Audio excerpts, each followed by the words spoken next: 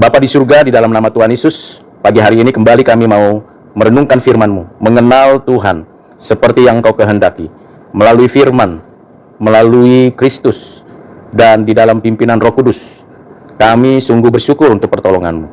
Kami sungguh bersyukur untuk pemeliharaan-Mu. Pada pagi ini kami mau bersama ya Tuhan, mengenal-Mu lebih mendalam, lebih dekat, lebih karib. Kami mohon kiranya hikmat bijaksana dari Roh Kudus, pekerjaan Tuhan nyata dalam hidup kami, memberi pencerahan, dan kami semua sekalian mendapatkan kekuatan dari Roh-Mu, hikmat dari-Mu, untuk menjalankan hari-hari kami ke depan, dengan pengharapan yang pasti di dalam Kristus. Terima kasih Bapa.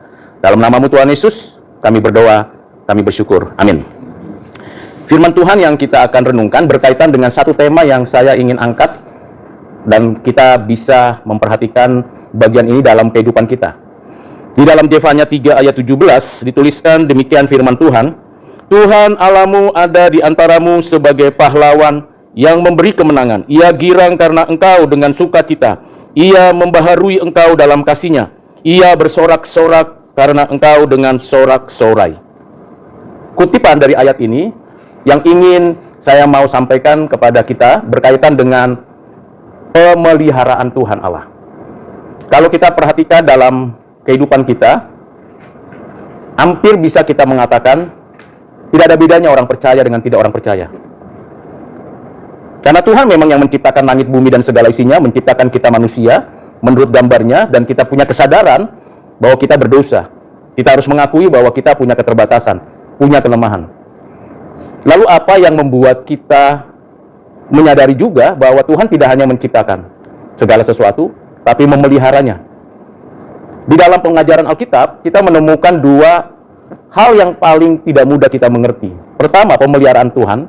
Yang kedua, penghukuman Tuhan di dalam keadaan kita yang dipelihara Tuhan. Kalau kita perhatikan pemeliharaan Tuhan atas alam semesta, bumi dan segala isinya, kita menemukan prinsip-prinsip kebaikan Tuhan di dalamnya. Kita menemukan keteraturan keindahan. Bagaimana tidak, kita masih menikmati udara, masih hidup di bumi ini, masih diberikan kemampuan untuk bekerja, berkarya. Bukankah itu juga dimiliki oleh orang-orang yang tidak percaya? Yefanya sebagai nabi kecil, nabi yang memberikan nubuat tentang tiga hal yang terjadi di dalam umat manusia. Hal yang pertama ialah berkaitan dengan keadaan Israel dan keadaan bangsa-bangsa. Karena masing-masing bangsa-bangsa itu dan keadaan Israel sama-sama memberontak kepada Tuhan Allah. Yang satu tidak mendapatkan firman, tidak pernah diutus nabi-nabi, tidak pernah ada keadaan mereka mengenal Tuhan melalui firman hukum Taurat. Yang satu yaitu Israel, berulang kali nabi diutus dan firman Tuhan diberikan. Tetapi kondisinya mereka sama-sama memberontak kepada Tuhan Allah. Dan yang paling kita bisa perhatikan adalah baik Israel maupun bangsa-bangsa lain itu mendapatkan pemeliharaan Tuhan. Buktinya masih ada sampai sekarang. Itu hal yang dinyatakan oleh Nabi Yefanya.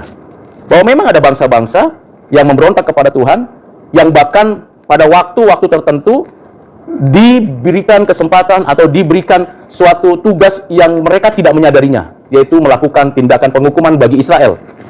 Bangsa Asyur, bangsa Babel, sehingga Israel akhirnya mengalami keruntuhan.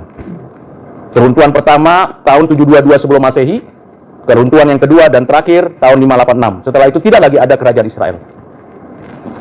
Tapi faktanya di antara orang-orang Israel ada yang disisakan Tuhan, yang istilah dipakainya adalah kaum remnan.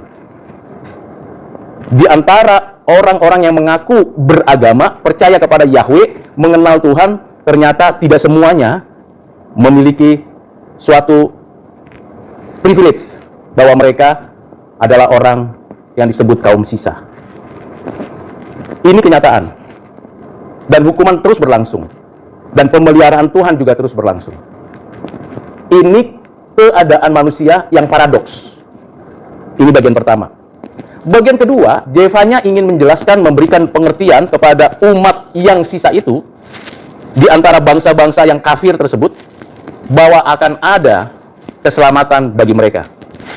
Akan hadir seorang yang memberikan kehidupan yang baru, pemulihan, restorasi yang betul-betul memberikan kemenangan.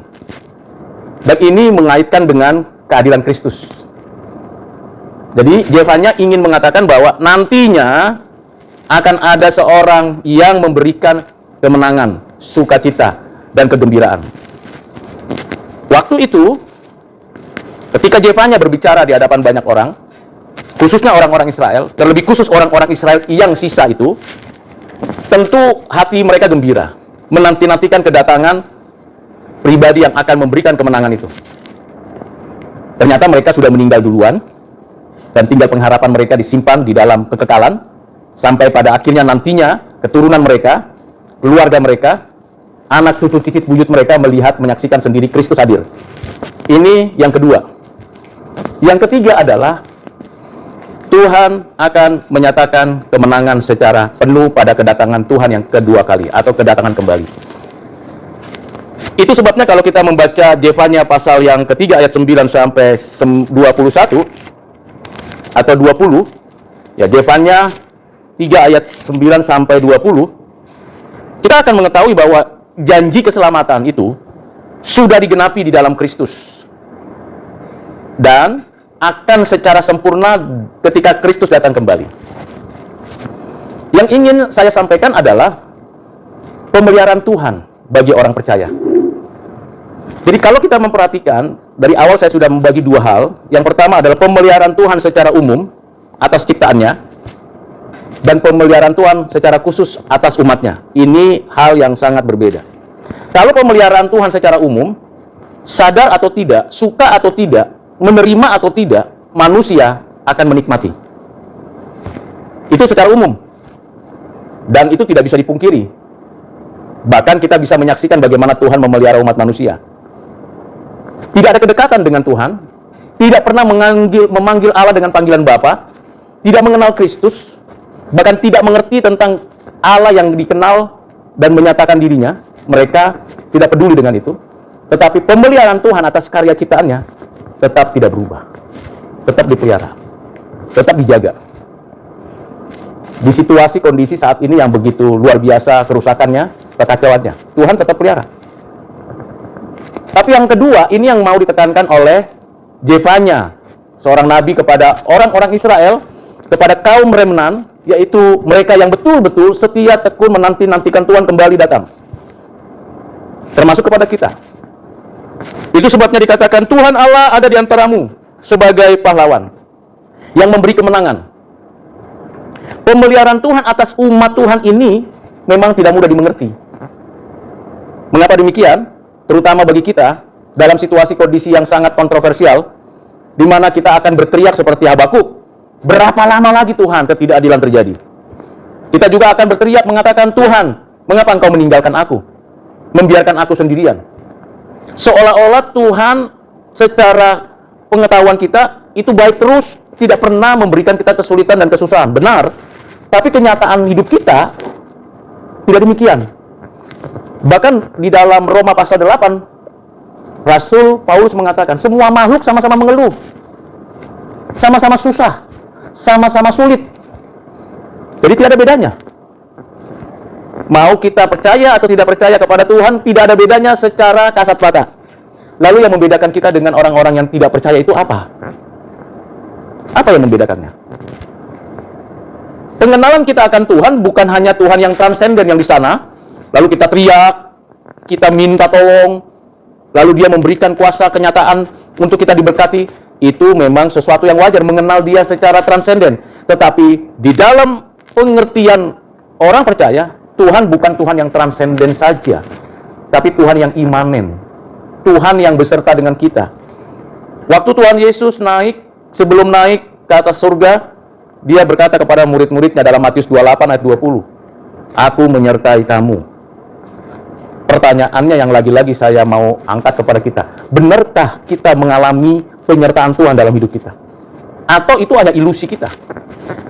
Bertrand Russell mengatakan kita terlalu konyol meyakini Tuhan, tetapi kenyataannya Tuhan yang kita kenal itu tidak menunjukkan bahwa kita beserta dengan dia, atau Tuhan beserta dengan kita. Fakta membuktikan banyak orang Kristen yang munafik. Hanya 2 jam saja di gereja dekat dengan Tuhan. Setelah itu, Tuhan mau dekat, mau jauh, bahkan kalau bisa sana pergi. Karena apa? Mengganggu kesenangan saya. Padahal Jevanya sudah mengingatkan kita bahwa Tuhan hadir di dalam hidup kita. Mengapa Tuhan perlu hadir dalam hidup kita? Kalau kita merasakan kehadiran Tuhan, ada 3 respon yang terjadi. Pertama, ini mengganggu, karena apa-apa tidak boleh. Apa-apa ada perbedaannya. Apa-apa mesti hati-hati, mengganggu. Lebih baik Tuhan tidak beserta denganku. Kalau besertaku, selalu ada upaya, usaha untuk, ini boleh enggak? Ini enggak. Mengganggu, mendingan sudah tidak ada. Itu yang dikatakan dan diparafrase oleh saya berkaitan dengan pemikiran Bertrand Russell tentang adanya Tuhan. Yang kedua, ada orang yang berespon begini. Oh, Tuhan hadir saat saya susah, tidak baik, tidak senang, dalam kondisi yang betul-betul membutuhkan pertolongan, baru Tuhan hadir. Nah, ini baru saya cocok sama saya. Saya sakit nih Tuhan, hadirlah Engkau menemani saya, menghibur saya lagi berduka nih Tuhan, hiburlah saya lagi tidak ada teman Tuhan, hiburlah saya. Ini respon kedua. Kalau lagi susah, lagi tidak senang, lagi tidak baik-baik saja, please Lord, come to me. Dampingi aku Tuhan, besertalah denganku Tuhan. Itu respon kedua. Respon ketiga adalah orang-orang mau dalam lembah kekelaman, mau dalam kondisi rumput hijau yang terlihat dengan baik, tetap Tuhan adalah gembalaku. Seperti Daud mengungkapkannya dalam Mazmur 23. Bagaimana respon ibu bapak dari 3 ini terhadap pemeliharaan Tuhan, terhadap penyertaan Tuhan? Kalau kita mau survei, kira-kira berapa persentase orang Kristen yang memilih 1, memilih 2, memilih 3 dengan jujur? Saya tidak berani mengatakan lebih banyak yang ketiga. Saya berani mengatakan lebih banyak yang kedua. Dan tanpa sadar yang ke-1 juga muncul. Kalau sudah kedua, udah mulai ke-1-nya lebih enak. Lagi asik nih ngobrolin orang. Dalam hati sudah tahu bahwa Tuhan beserta dengan kita. Tuhan berada dalam hati kita.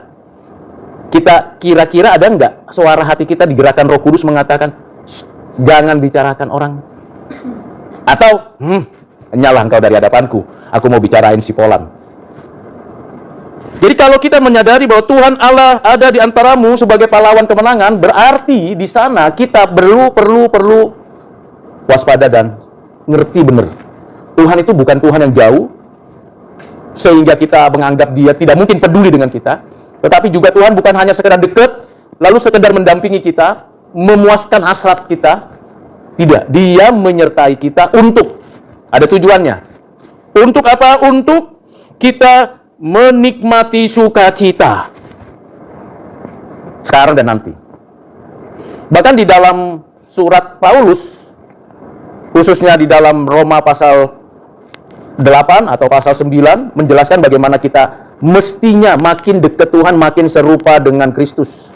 Ada sukacita penuh di dalam hati kita ketika kita menyadari Tuhan beserta dengan kita. Mungkinkah ada sukacita penuh di dalam diri kaum remnan yang berada di dalam pembuangan? Di negeri asing, bukan tanah leluhurnya, bukan tempat tinggal lahirnya. Mereka dibuang. Mungkinkah ada sukacita? Mungkin. Tapi bagaimana supaya sukacita yang Tuhan mau berikan kepada kita karena Tuhan beserta kita, itu benar-benar berdampak dalam hidup kita? Sekarang untuk konteks kita. Ibu bapak bekerja dan berkarya di sini. Termasuk saya. Dalam setiap langkah kita, ada sukacita enggak? Kita dengan mudah mengatakan sukacita penuh, bergembira. Tapi kelelahan terlihat kok di wajah masing-masing. Kegelisahan juga terlihat di wajah masing-masing. Kapan saya pensiun? Masih terus nggak saya di sini? Upah naik nggak nanti bulan sekian? Bagaimana anak cucu saya? Dan seterusnya. Kegelisahan itu menimbulkan pekerjaan kita bisa beres karena ada ketentuan yang sudah kita ikuti. Atau asal saja beres, yang penting tidak menimbulkan masalah. Persoalannya, waktu kita mengerjakan semuanya itu, Apakah stres yang disebabkan karena kegelisahan tadi, stres karena tekanan pekerjaan itu, betul-betul itu dapat kita menangkan karena Tuhan beserta dengan kita? Saya nggak tahu pengalaman ibu bapak masing-masing. Saya mau kasih sharing bahwa saya pun seringkali mengalami tekanan, stres, karena kami mengajar itu tidak berhenti. Tidak ada namanya istirahat. Sudah selesai nanti semester genap, belum ada seminggu, udah harus siap ke semester akselerasi. Belum ada beberapa minggu, sudah siap ke semester ganjil. Terus bertahun-tahun. Terus mengerjakan yang administratif, yang ngajar yang seperti itu. Apa tidak boring, tidak bosan? Apa tidak jenuh? Apa tidak tertekan? Apa yang membuat saya kuat dan terus menjalani? Tuhan beserta dengan kita. Tuhan memberikan kepada kita peneguran, penghiburan, pertolongan, di mana kita tidak pernah memintanya, tapi Tuhan kasih. Kapan itu terjadi? Di tengah-tengah kesulitan yang berat, di tengah banyaknya beban kerja yang besar, di tengah tekanan-tekanan yang harus dilakukan, rutinitas dan ritualitas yang begitu limpah, di mana hati kita? Tuhan mengatakan, aku beserta denganmu. Sehingga ketika kita mengerjakannya, kita bebas, kita bersuka cita. MacArthur mengatakan begini, aku bebas di dalam penyertaan Kristus. Kok bisa bebas? Ya relax. Jadi mengajar, menulis, meneliti, melakukan pengabdian kepada masyarakat, ikut ini, ikut itu, pelayanan, dan sebagainya. Relax. Penuh dengan sukacita. Kenapa? Dari situ kita punya power. Maka apa yang dikatakan oleh Jevanya, itu dapat terrealisasi dalam hidup kita. Dalam hidup saya. Paling tidak itu yang saya saksikan. Mungkin pencapaian-pencapaian yang diharapkan tidak sepenuhnya dapat. Ada gagalnya, ada kecewanya, bahkan ada, ini saya mau di sini terus nggak? Tetapi ketika kita berserah kepada Tuhan, tidak hanya berdoa, tidak hanya baca firman dan ikuti ritual, betul-betul total berserah dari hati, maka kemenangan itu dapat kita nikmati. Sekarang pertanyaannya lagi, untuk direfleksikan bagi Bapak Ibu, masih tetap sukacita? Tidak mudah. Kamu pensiun, udah hitung-hitungan waktu, udah hitung-hitungan rupiah. Yang masih begitu saja karirnya, mikir, masa aku begini terus?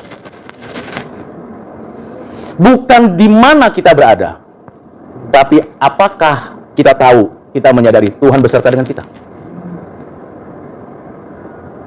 Bagaimana Ibu Bapak? Iman itu bukan sekedar secara ortodoksi, saya tahu persis Allah Maha Hadir, Allah mengasihi saya, Allah menebus saya orang pilihannya, saya percaya kepada Kristus, karena anugerahnya, karena pekerjaan Roh Kudus, amin. Tapi realitas hidup kita, itu kita harus melangkah. Nggak bisa di kamar, duduk, lalu semuanya akan selesai. Kita punya tanggung jawab. Di dalam ayat ini dikatakan, ia bergirang karena engkau dengan sukacita, ia membaharui engkau dalam kasih-Nya. Perlu dan penting untuk saya dan Ibu Bapak meminta pembaharuan terus setiap hari, sekalipun saya dan Bapak Ibu sekalian mendapatkan banyak privilege. Terus ada yang namanya ketidakpuasan pada diri karena belum sepenuhnya menikmati sukacita. Minta kebaharuan terus.